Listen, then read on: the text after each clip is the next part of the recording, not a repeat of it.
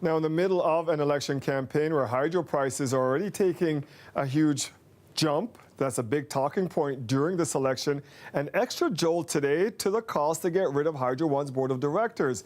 News that they've just given themselves raises worth tens of thousands of dollars. This was simply to move directors slightly more competitive, not to the average, nowhere close to the average even. $25,000 per director, $70,000 for the chair. That didn't sit well with the protesters outside Hydro One's annual general meeting today or with provincial party leaders.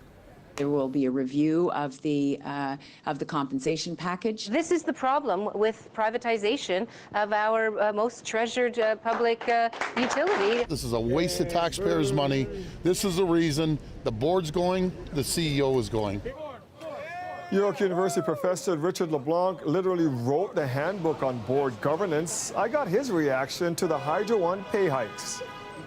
H1 is a failure of compensation governance. It's like a slow-moving train wreck. Right when you think everything is under control, it gets worse. I mean, independent directors voting themselves a pay raise for this type of hybrid company with 47% owned by the government is highly anomalous.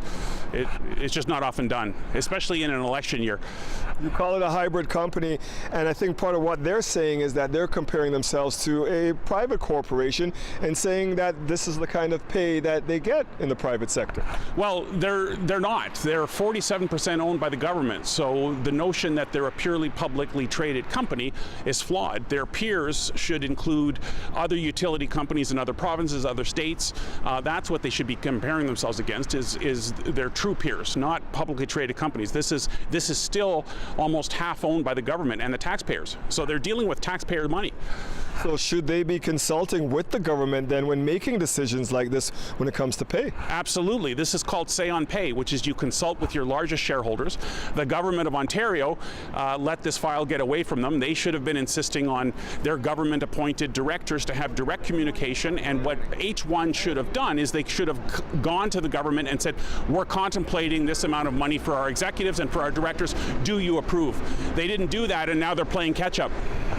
This is also interesting. There's a poison pill that was voted on by Hydro One's Board of Governance. So if the corporation is sold, is that standard practice for a company like this? No, this is a highly anomalous poison pill change in control provision. There were provisions that if CEO pay is tampered with or objectives are not met, that they can immediately trigger a $10 million payment to the CEO. That I've never seen something like that. That is very strange. It's not a typical change in control procedure. It's almost as though the board was trying to get around the original governance agreement. So again, the government has dropped the ball on this, and they've let executive pay. As soon as you privatize, your number one concern is always executive pay, and they're caught a little flat-footed 3 or 4 weeks before the election.